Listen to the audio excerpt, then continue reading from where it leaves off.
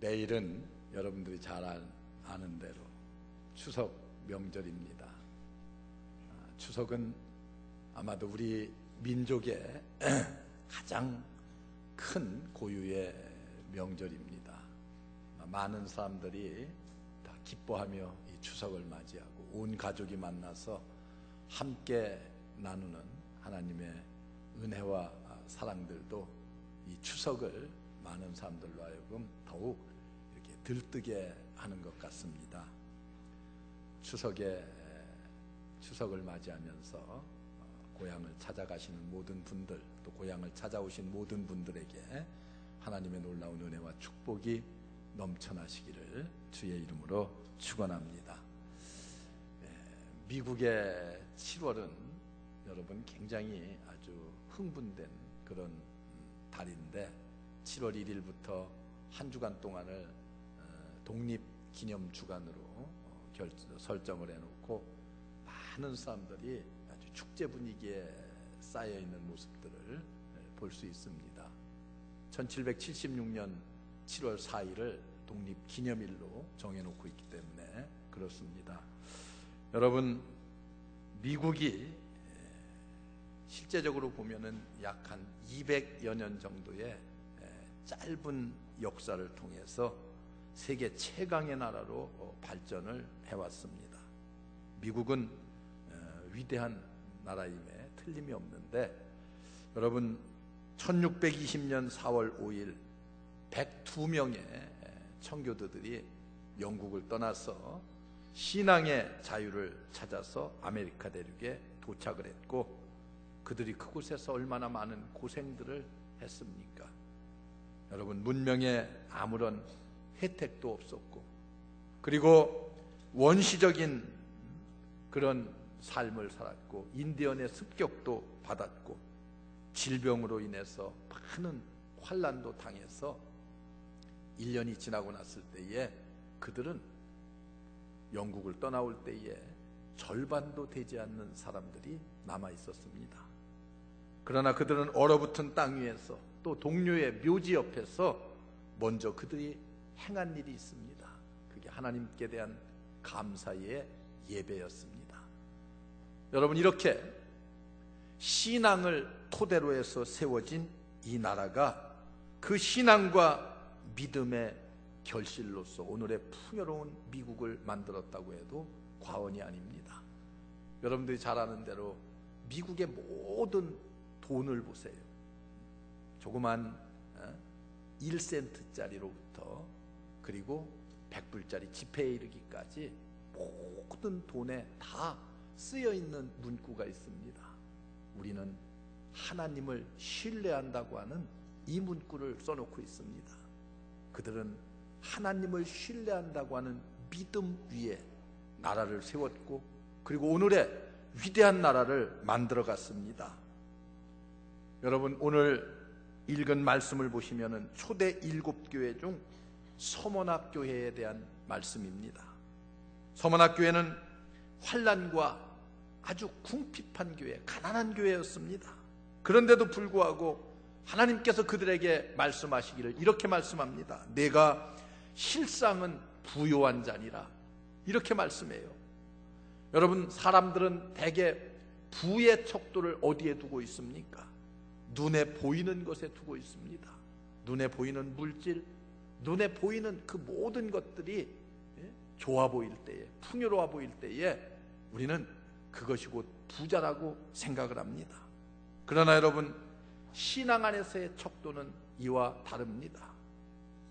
제가 신방을 다녀보면은 어느 집에 가면은 모든 것이 참 부족함이 없는 그런 가정들이 있어요. 모든 것이 다 풍족해 보여요. 우선 눈에 보이는 것들이 그렇습니다. 그럼에도 불구하고 그들의 사는 모습을 보면은 어딘지 불안정하고 불안해 보이고 초조해 보이고 그럴 때가 있어요. 그런데 어느 집을 가면은 별로 넉넉하지 못한 살림임을 한눈에 알아볼 수가 있습니다. 그런데도 가족들의 표정을 보면은 맑고 명랑하고 부족함이 없어 보이는 그런 모습들을 볼 수가 있습니다. 여러분, 실상 부요하다고 하는 것은 물질의 많고 적음에 있는 것이 아닙니다. 그 마음이 얼마나 이 세상을 살면서 감사하는 마음을 가지고 사느냐, 여기에 따라서 우리는 이 사람이 부자다 가난하다를 판가름할 수가 있습니다. 이거 신앙적 평가입니다. 여러분, 그러면 실제로 풍요로운 삶을 사는 사람은 누구인가? 여러분, 오늘 말씀을 토대로 해서 볼 때에 그 첫째는 감사할 줄 아는 생활이 곧 풍요로운 생활임을 성경이 우리에게 대변해 주고 있습니다. 여러분, 비록 가진 것은 적다 할지라도 감사할 줄 아는 사람은 참 풍요로운 삶을 사는 사람입니다. 그렇지만 모든 것을 다 갖추었다고 할지라도 감사할 줄 모르는 사람은 어떻게 보면은 지극히 가난한 삶을 사는 사람이라고 볼 수 있습니다. 여러분, 중국의 어느 시인이 쓴 족부족이라고 하는 시가 있습니다. 한자의 시가 있는데 그 시의 내용은 이런 거예요. 모든 것이 부족하여도 족하다고 생각하면은 풍족한 것이고, 모든 것이 풍족하여도 늘 부족하다고 생각하면은 그 사람은 부족한 삶을 사는 것이다라고, 그렇게 그 시의 내용이 기록되어 있습니다. 여러분, 오늘 말씀을 보세요. 여기 서문학교에 내가 내 궁핍을 아노니 실상은 내가 부요한 자니라, 이렇게 말해요. 내 가난한 모습을 내가 잘 알고 있는데, 그러나 실제로 보면은 너는 참 부자다, 하나님께서 그렇게 칭송을 하고 있습니다. 그런데 여러분, 그 뒤에 나오는 라오디게아 교회가 있습니다. 그 교회에 대해서는 이렇게 말씀해요. 나는 부자라 부요하여 부족한 것이 없다 하지만 내 곤고한 것과 가련한 것과 가난한 것과 눈먼 것과 벌거벗은 것을 알지 못하도다, 그렇게 책망하십니다. 내가 부자라고, 이 세상의 삶 가운데는 부족한 것이 없다고 그렇게 생각하고 있을지 모르지만은 실상을 보면은 너는 곤고하고 가련하고 가난하고 그리고 눈멀고 벌거벗었다, 그것을 내가 깨닫지 못하는도다, 이렇게 책망하십니다. 오늘날 우리들은 현대 문명의 수많은 갖가지 혜택을 다 누리며 살고 있습니다. 오늘날 여러분들의 밥상을 보세요. 어떻습니까? 과거에 비해서 너무나 풍요로운 밥상을 맞이합니다. 아마 오늘과 내일과 모레는 더 풍요로울 거예요. 명절을 맞이해서 부족한 것이 없잖아요. 과거 수십 년 전보다 훨씬 더 모든 것을 누리며 살고 있습니다. 오히려 우리는 적게 먹으려고 노력합니다.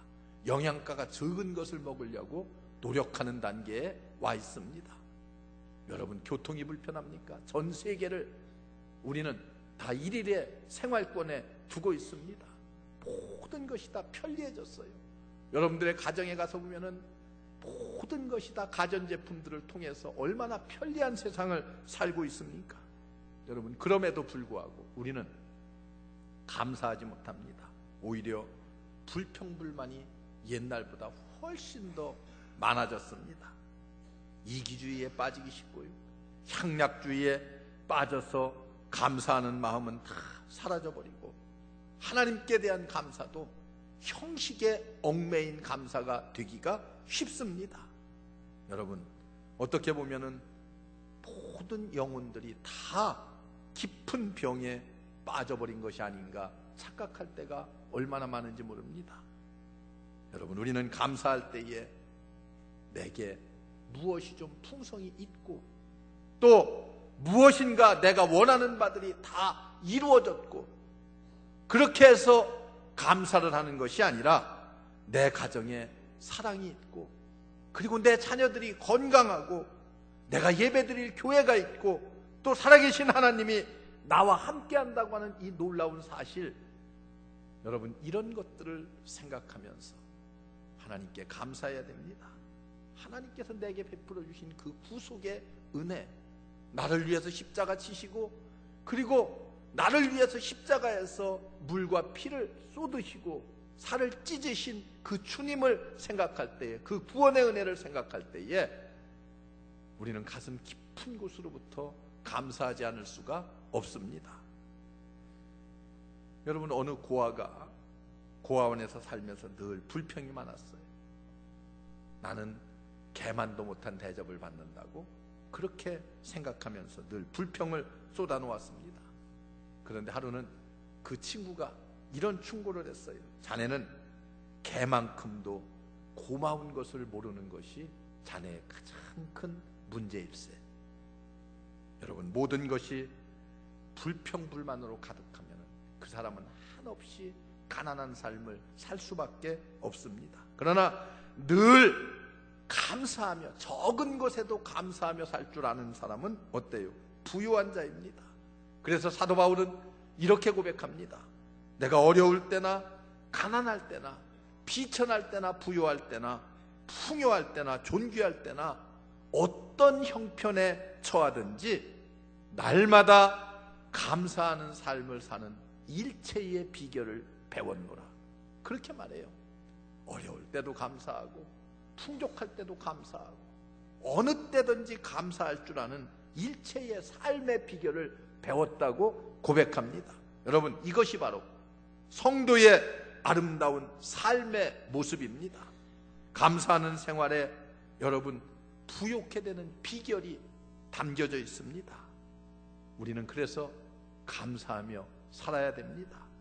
여러분, 감사하며 사는 여러분들의 삶에 풍요로운 삶이 전개될 줄로 믿습니다. 또 한 가지 보면은 여러분, 이 감사는 하나님께 대한 절대적인 믿음이 있을 때에 가능합니다. 바울은 이렇게 말씀합니다. 범사에 감사하라. 여러분, 여기 범사라고 하는 것이 무엇입니까? 기쁜 일, 좋은 일, 이런 일이 있을 때 감사하는 것 누구나 다 쉽잖아요. 누구나 다 쉽게 할 수 있는 일. 그러나 어려운 일, 그리고 환난이 닥칠 때에 감사한다고 하는 것은 쉬운 일이 아닙니다. 여러분, 그런데 성경은 뭐라고 말합니까? 그럴 때에도 감사하라. 우리에게 그렇게 말씀하고 있습니다. 바로 이 감사가 하나님께 대한 절대적인 신뢰의 믿음이 없으면은 할 수 없는 그런 감사입니다. 제가 언젠가 교통사고가 난 집사님이 계셔서 병원에 신방을 갔어요. 교통사고가 나서 다리가 부러져서 이렇게 기부스를 하고서 누워 있는데 제가 갔더니 아주 밝은 웃음을 띠면서 제게 그런 말을 해요. 목사님, 이만하기가 얼마나 감사한지 모릅니다. 그렇잖아요. 교통사고가 나서 죽을 수도 있는데, 많은 사람들이 죽는데, 나는 그래도 이거 다리 하나 정도 부러진 것 생각하면은 얼마나 감사한지 몰라요. 아니, 본인이, 내가 위로하러 갔더니 본인이 오히려 활짝 웃으면서 감사하다고 하니까 내가 뭐 할 말이 없지. 그래서 저도 그랬어요. 참 감사하네요. 참 감사하네요. 그냥 징징징징 울면서 또 막 나한테, 목사님 우리 가정은 왜 이런지 몰라요 하고 탄식을 하면은 내가 가서 뭐 할 말이 있어야지요. 그렇잖아요. 여러분, 감사는 성숙한 인간의 모습입니다. 먼저 우리는 하나님의 구속의 은혜에 감사할 줄 알아야 됩니다. 이 은혜는 먼저 마음으로부터 깨닫는 은혜가 있어야 되고, 그 다음은 그 은혜에 대한 보답이 있어야 됩니다. 여러분, 은혜에 대해 보답하는 것, 이것이 얼마나 소중한 것인지 모릅니다. 이것을 우리는 보은이라고 합니다. 하나님께서 날마다 나를 영육간에 인도해 주신다고 하는 확신이 있을 때에 우리는 감사하지 않을 수가 없습니다.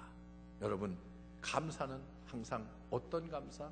믿음의 감사가 되어야 됩니다. 우리는 자칫 잘못하면 우리의 감사는 조건부 감사가 되기가 쉽습니다. 하나님이 요만큼 주시면 그만큼 감사하고, 하나님께서 이만큼 내가 원했던 것 이루어 주시면은 거기에 맞춰서 감사하는 그런 감사가 아닙니다. 2차 대전이 끝난 다음 2차 대전에 병사로 참여했다가 살아남은 한 젊은 병사에게 한 기자가 이렇게 물었습니다. 전쟁을 치룬 그 느낌이 어떠합니까? 이렇게 물었어요. 그랬더니 그 젊은이가 이렇게 대답합니다. 내가 살아남아 있다는 것 그 자체가 하나님께 감사할 조건입니다. 살아남아 있는 것 이것 자체가, 수많은 사람들이 전쟁을 통해서 죽어나갔는데 내가 살아남아 있는 것 이 자체만도 감사할 뿐입니다. 여러분, 북한에서 월남한 분들 여기 많이 계십니다마는 이남에서 자유롭게 우리가 신앙생활하고 하나님을 찬송하며 예배드릴 수 있는 것 이 하나만으로도 우리는 감사할 조건이 충분합니다. 제가 수년 전 북한을 다녀왔는데 북한의 평양에 두 개의 교회가 있습니다. 봉숙교회와 칠골교회라고 하는 두 교회가 있는데 조그만 교회들이 있어요. 봉숙교회는 남한에 있는 우리 장로교회 장로님들이 가서 교회를 새롭게 이제 크게 지었다고 그래요. 그런데 그때는 교회를 짓지 않았을 때요. 그곳에 가서 이제 남한에서 가신 분들이 이 남한에서 오신 분들을 위해서 좀 한번 기도를 해주셨으면 좋겠습니다. 봉숙교회 목사님에게 그렇게 말씀을 드렸어요. 그랬더니 이건 스케줄에 없는 거기 때문에 기도를 할 수가 없습니다. 그렇게 넘어갔어요. 다시 칠골교회에 갔습니다. 칠골교회 목사님에게 또 부탁을 했어요. 기도를 한번 해주시면 어떻겠습니까? 그랬더니 그분도 역시 똑같은 데다 계획에 없는 일은 할 수가 없습니다. 사전에 다 계획이 짜져 있고 그 계획에 의해서 한다. 아니 무슨 기도 한번 해주는데 그렇게 엄청난 계획이 필요하고 그저 그때그때마다 감사해서 하나님 앞에 기도하면 되는 거 아니에요. 여러분, 그렇습니다. 북한의 실정이 그렇습니다. 우리가 이렇게 남한에서 마음껏 예배드리고 하나님께 찬송 부르고 이거 여러분 얼마나 감사합니까? 여러분, 역사를 살펴보면은 교회가, 어떤 사람들은 그래요. 세상 사람들이 교회가 사회를 위해서 하는 일이 도대체 뭐냐, 이런 질문들을 많이 던져요.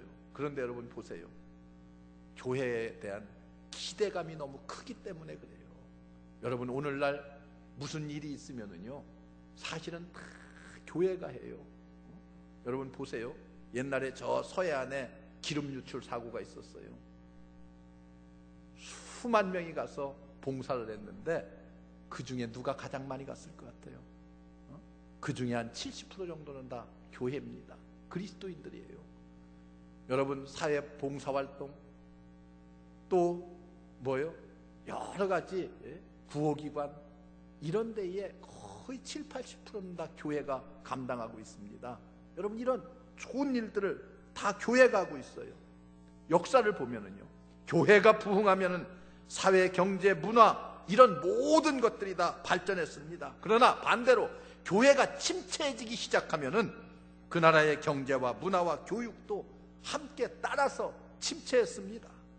여러분, 한국 교회가 성장함과 아울러서 한국의 경제, 문화도 따라서 발전을 했습니다. 그게 뭐 그것 때문에 그러랴 그렇게 생각할지 모르지만은 여러분, 가만히 생각해보면 이것을 부인할 사람은 한 사람도 없습니다. 이제 500년의 역사가 어떻게 보면 퇴보했다고 볼 수 있습니다. 유교의 역사가 우리 민족의 모든 문화를 퇴보시켰습니다. 그러나 여러분, 개화 100년의 짧은 역사 속에서 한국의 경제나 문화나 이런 모든 것들은 상상할 수도 없을 만큼 놀라운 부흥과 발전을 보여왔습니다. 뭐와 함께? 교회 부흥과 함께 그렇게 모든 것이 성장하고 발전해 왔습니다. 여러분, 이것이 다 우리가 감사할 조건입니다. 이것이 다 하나님의 우리에게 베풀어 주신 놀라운 은혜요 축복입니다. 제가 신방을 가서 보면 우리 성도님들의 가정에 벽에 이렇게 붙여놓은 그림들을 가끔 한 번씩 보게 되는데 그 그림의 내용은 이런 거예요. 한 노파가 조그만 식탁 위에 성경책을 놓고, 그리고 그 위에 돋보기 하나가 놓여 있고, 그리고 그 옆에 빵 한 조각, 그리고 죽 한 그릇이 놓여 있습니다. 그리고 그 노파가 손을 모아서 기도하는 모습을 그린 그런 그림입니다. 여러분 그 그림 많이 보셨을 거예요. 그런데 그 그림의 제목이 무엇인지 아십니까? 그 그림의 제목은 은혜라고 하는 제목입니다. 은혜라고 하는, 알고 보셔요. 그림을 봐도 이게 좀 알고 봐요. 참 모르고 보면은 그래요. 좀 나도 뭐 그림에 대해서 참 무례하네요. 무례한. 가끔 보면은 저 세계의 유명한 박물관에 놓여 있는 그림들을 보면 도대체 이게 뭘 그린 건지 아무리 가서 그 앞에 서서 봐도 도대체 알 길이 없어요. 이게 뭐 피카소의 그림으로서 수백억을 한다고 하는데 이게 왜 수백억의 가치가 되는지 도대체 뭐 세모 좀 그려놓고 뭐 동글레미도 그려놓고 뭐 이렇게 해놨는데 알 길이 없어요. 그런데 여러분 잘 알고 보면은 참 얼마나 뜻이 있고 의미가 있는지 몰라요. 여러분 은혜라고 하는 그림 무엇입니까? 가난해 보이고 궁핍해 보이는 그 환경 속에서 드린 감사의 기도의 모습, 보고 있으면 보고 있을수록 마음이 편안해져요. 보고 있으면 보고 있을수록 하나님의 은혜 정말 감사하다. 내게 베풀어 주신 은혜, 이 사람의 모습 속에서 이런 은혜로운 모습이 보이는데 나의 삶을 되짚어 보면 얼마나 감사합니까? 여러분 믿음을 가지고 하나님의 은혜에 대해서 감사하는 자세, 이것이 신앙의 기본적인 자세입니다. 감사는 믿음이 있을 때 이루어지고 이 감사가 우리에게 있을 때에 더욱 놀라운 축복과 풍요로움으로 우리의 삶이 넘쳐날 줄로 믿습니다.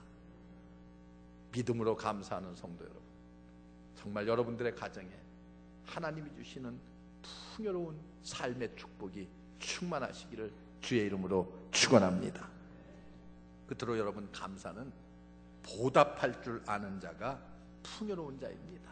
감사는 보답할 줄을 알아야 돼요. 우리는 하나님의 은혜를 깨달을 뿐만이 아니라 그 은혜에 보답할 줄 아는 삶을, 생활을 해야만 합니다. 인생을 성공적으로 사는 사람이 누구입니까? 받은 바 은혜에 보답할 줄 아는 자입니다. 옛날 우리 고사성어 가운데 그런 게 있어요. 결초보은이라고 하는 그런 고사성어가 있습니다. 여러분, 이 결초보은이라고 하는 춘추전국 시대에 만들어진 그런 고사인데 뭐 내용을 다 말할 수는 없고 그런 거예요. 한 사람이 은혜를 입었어요. 그런데 그 은혜를 입힌 사람이 어느 날 위기를 맞이해서 도망가는 신세가, 쫓겨가는 신세가 되었습니다. 적에게. 그래서 늘 내가 무엇인가 은혜를 갚아야 되는데 갚을 길이 없어요. 그런데 그 모습을 보고 그가 얼른 생각하기를, 야, 이때 내가 이분을 도와줘야 되겠다. 그래서 그분이 도망간 뒤에 큰 풀들을 다 이렇게 매듭을 지어서 엮어 놓았습니다. 뒤쫓아오던 군사들이 말을 타고 오다가 그 풀 매듭에 걸려서 다 넘어졌어요. 그러다 보니까 시간적으로 여유가 있어서 자기에게 은혜를 끼친 사람을 도와서 무사히 피신을 시켰다고 합니다. 그래서 풀을 맺음으로 은혜를 갚았다고 하는 결초보은이라고 하는 그런 단어가 있어요. 참 단어가 참 은혜스럽잖아요. 하나님께 보답하고 교회와 이웃과 사회에 보답하는 생활이 여러분 얼마나 중요하고 얼마나 우리를 풍요로운 삶으로 안내하는지 모릅니다. 그래서 요한 웨슬레는 늘 그런 말을 입버릇처럼 했습니다. 뭐냐 하면은, 여러분은 힘껏 일하고 돈을 버십시오. 그리고 힘껏 저축하십시오. 그리고 하나님의 영광을 위해서, 이웃을 위해서, 이 사회를 위해서 마음껏 쓰십시오. 이게 그가 늘 입버릇처럼 해온 말입니다. 여러분, 예수님께서도 길을 가시다가 10명의 문둥병 환자를 만났습니다. 그들이 예수님께 낫기를 청했어요. 예수님 뭐라고 말해요? 가서 내 몸을 제사장에게 보여라. 그들이 제사장에게 몸을 보이기 위해서 가는 도중에 모든 병이 다 나았습니다. 9사람은 너무나 기쁜 나머지 그냥 제 갈 길로 다 기뻐서 뛰쳐갔어요. 그런데 한 사람만이 예수님께 다시 찾아와서 감사의 인사를 드렸습니다. 이때 예수님이 하신 말씀이 무엇입니까? 다 병 고침을 받았는데 9명은 도대체 어디로 갔느냐, 이렇게 반문하십니다. 여러분, 우리는 하나님의 은혜에 보답하는 감사의 생활을 할 때에 하나님은 하늘의 문을 여시고 우리에게 꼭 필요한 것들로 풍요롭게 채워주시는 하나님이신 줄로 믿습니다. 신명기 28장을 보면 하나님께 감사의 제사를 드리는 모든 분들에게 하나님께서 하늘의 보고를 열으시고 풍요로운 것으로 채워주시마 약속하고 있습니다. 여러분, 하나님께 하는 감사는 어떤 감사요? 누가 하라고 해서 하는 감사가 결코 아닙니다. 은혜를 깨닫고 느끼고 그리고 믿음으로 감사해서 보답하는 것, 이게 하나님께 드리는 감사입니다. 여러분, 어느 교회 학교에 어린아이가 친구의 인도를 받아서 교회에 나왔습니다. 그날 선생님께서 교회에서 무엇을 가르쳐 주셨느냐 하면은 식사할 때에 감사의 기도를 드리는 법을 교회에서 가르쳐 줬어요. 처음 나온 어린아이가 교회에 와서 배운 것이, 첫 번째 배운 것이, 우리가 하루에 3끼씩 밥상을 놓고 가족들과 함께 식사를 하는데 이제 여러분들이 가서 감사의 기도를 먼저 하나님께 드리고 그리고 식사를 해야 됩니다 하고 기도하는 법을 가르쳤어요. 이 어린아이가 집에 가서 이제 저녁 식탁을 맞이합니다. 가족들과 다 함께 둘러앉았는데 이 어린 것이, 귀여운 어린 아들이 내가 오늘 교회에 가서 기도하는 법을 배웠는데 우리 식탁을 놓고 다 같이 감사 기도를 합시다 라고, 이 어린 것이, 그러니까 부모님들이 교회는 안 나가도 그 어린 자식이 그러니까 그냥 그게 기특해서 그럼 우리 다 같이 한번 기도하고 밥을 먹자고 이제 부모님이 그렇게 얘기를 했어요. 그런데 이 어린 것이 한 번 교회 와서 배워갔으면 그게 유창하기를 했겠어요? 내용이 풍부하기를 했겠어요? 그런데 그 어린 입술을 열어서 하나님께 감사의 기도를 드렸습니다. 그런데 그 몇 마디의 기도가 함께 있던 부모님의 마음을 감동시켰습니다. 그래서 부모님을 교회로 인도하는 계기가 되었습니다. 여러분, 이게 뭐예요? 감사의 능력입니다. 감사는 여러분 그런 힘을 가지고 있어요. 감사는 여러 가지 위대한 능력이 있습니다. 조그마한 어린아이의 기도를 통해서도 그 가정에 평화가 찾아오고 그리고 행복이 넘치게 되고 풍요로운 가정을 이루게 만들었습니다. 여러분, 서문학교회를 보세요.